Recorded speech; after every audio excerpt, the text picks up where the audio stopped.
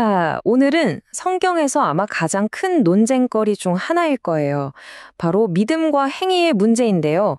이 둘 정말 서로를 향해 총을 겨누고 있는 적수일까요? 아니면 우리가 뭔가 더 큰 그림을 놓치고 있었던 걸까요? 이게 얼마나 심각한 논쟁이었냐면요. 이 말 한마디면 충분할 것 같아요. 지푸라기 서신.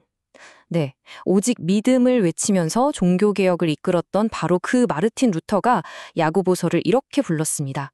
힘없는 지푸라기 같다고요. 대체 왜 그랬을까요? 자, 바로 이 두 구절이 문제의 핵심입니다. 한쪽에서는 사도 바울이 로마서에서 아주 명확하게 말하죠. 사람은 행위와 상관없이 오직 믿음으로 의롭게 된다고요. 그런데 다른 쪽에서는 야고보가 사람은 믿음으로만 되는 게 아니라 행함으로 의롭게 된다고 말합니다. 딱 봐도 정면으로 부딪히는 것 같죠? 그러니까 여기서 이런 근본적인 질문이 나올 수밖에 없는 거죠. 성경이 지금 자기 자신이랑 싸우고 있는 걸까요? 오늘 이 질문에 대한 답을 한번 찾아보겠습니다. 자, 이 복잡해 보이는 수수께끼를 푸는 열쇠가 있습니다. 그리고 그 열쇠는 의외로 간단한 데 있어요. 바로 상황적 맥락입니다. 이게 무슨 말이냐면요. 바울이랑 야고보가 서로 다른 얘기를 한 게 아니라는 거예요. 사실은 같은 진실을 지키려고 서로 다른 적이랑 싸우고 있었던 거죠. 그러니까 서 있던 전쟁터가 달랐다는 겁니다. 그럼 먼저 첫 번째 사건 파일부터 열어보죠. 사도 야고보의 주장입니다. 도대체 야고보는 무엇 때문에 그렇게 목소리를 높였을까요? 야고보가 공격한 건 믿음 그 자체가 아니었어요. 그가 겨냥한 건 가짜 믿음? 짝퉁 믿음이었죠. 머리로는 다 아는데 입으로는 고백하는데 손과 발은 전혀 움직이지 않는 믿음. 그러니까 심장에 뛰지 않는 죽은 믿음을 말한 거예요. 야고보가 진짜 날카로운 예를 두 가지 들거든요. 첫 번째는 이거예요.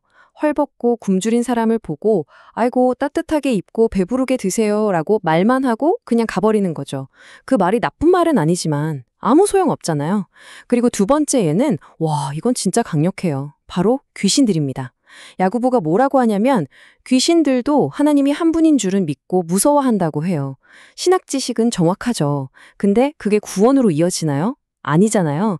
이게 바로 야고보가 말하는 죽은 믿음의 완벽한 예신 거죠. 자, 근데 이 논쟁의 한가운데에 놀랍게도 아브라함이 있습니다. 바울이 주목한 건 창세기 15장이에요. 하나님이 아브라함의 믿음 하나만 딱 보시고 그를 의롭다고 선언해 주셨죠. 그런데 야고보는요, 거기서 수십 년이 지난 창세기 22장을 딱 짚어요. 바로 아브라함이 아들 이삭을 바치려고 했던 그 행위의 순간이죠. 야고보가 볼 때 이 행위는 구원을 얻기 위한 조건이 아니었어요. 그게 아니라 이미 가지고 있던 그 믿음이 진짜 백이라는 걸 증명한 결정적인 순간이었던 겁니다. 이게 아브라함 같은 대단한 사람한테만 해당되는 얘기냐 할 때쯤 야고보가 정말 예상 밖의 인물을 데려옵니다. 바로 라합이에요. 생각해보세요. 그녀는 이방인이었고 직업은 기생이었고 심지어 적이었죠. 여리고성의 모든 사람이 이스라엘의 하나님에 대해 듣고 두려워했지만 진짜 행동으로 옮긴 사람은 라합 딱 한 명이었어요. 그녀의 믿음은 그냥 무섭다에서 끝난 게 아니라 자기 목숨을 걸고 정탐꾼들을 숨겨주는 용기 있는 행동으로 증명된 거죠. 좋습니다. 야고보의 입장은 이제 확실히 알겠네요. 그럼 이제 동전의 반대편, 사도 바울의 사건 파일로 넘어가 보죠. 바울이 싸웠던 상대는 율법주의자였어요. 이 사람들은 어떤 사람들이냐면요. 마치 하늘까지 닿는 사다리를 자기가 직접 놓으려는 사람들 같은 거예요. 내가 율법을 잘 지키고 착한 일을 많이 하면 그걸로 하나님의 인정을 받아낼 수 있다고 믿었던 거죠. 이런 생각에 바울이 그야말로 폭탄 선언을 합니다. 아닙니다. 구원은 여러분이 일해서 받는 월급이 아니에요. 이건 그냥 거저 받는 선물이고 오직 믿음으로만 받을 수 있습니다. 하고요. 자, 근데 여기서 진짜 중요한 게 있어요. 바울이 선물이라고 했다고 해서 그 믿음이 아무것도 안 해도 되는 게으른 믿음이라고 말한 적은 단 한 번도 없어요.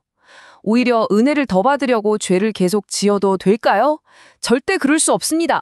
라고 외치면서 진짜 구원받은 삶에서는 자연스럽게 성령의 열매가 맺힌다고 강조했죠. 자, 이제 이 두 사도의 관점을 하나로 합쳐볼 시간입니다. 보면 볼수록 이 둘은 서로 싸우는 게 아니라 서로의 빈 곳을 완벽하게 채워주고 있다는 게 보이죠. 바울과 야고보를 이렇게 한번 상상해 보세요. 등을 딱 맞대고 서 있는 거예요. 그리고 같은 진리를 향해서 양쪽에서 공격해오는 두 종류의 적과 싸우는 거죠. 바울은 내 행위가 날 구원할 거야 라고 외치는 율법주의자들을 향해서 아니, 오직 믿음으로만 하고 소리친 거고요. 야고보는 어차피 믿으니까 행동은 아무래도 상관없어 라고 말하는 사람들을 향해서 잠깐만요, 진짜 믿음은 반드시 행동으로 나타납니다 하고 경고한 거죠. 이 관계를 나무에 비유하면 정말 쉬워요. 바울은 나무의 뿌리에 집중하는 식물학자 같은 거예요.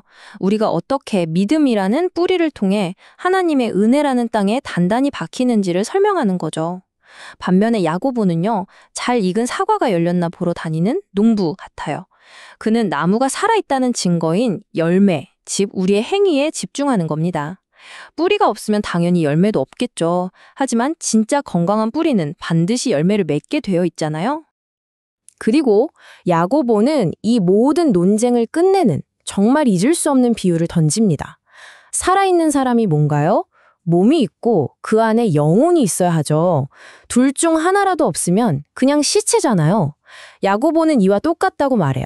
행함이 없는 믿음은 영혼 없는 몸처럼 그냥 죽은 거라고요. 결국 한때의 마르틴 루터가 지푸라기 서신이라고까지 불렀던 이 야고보서는요, 바울의 가르침에 반대되는 게 아니었어요. 오히려 그 가르침을 완성시켜서 전체 그림을 보여주는 없어서는 안 될 필수적인 조각이었던 거죠. 자, 이제 이 내용을 바탕으로 우리 자신에게 한번 질문을 던져보면서 마무리하려고 합니다. 죽은 몸에 숨결이 없고 죽은 믿음의 행동이 없다면 지금 내 믿음이 살아있다는 증거, 그 활력 징후는 과연 무엇일까요? 우리 각자가 한번 깊이 생각해 볼 문제입니다.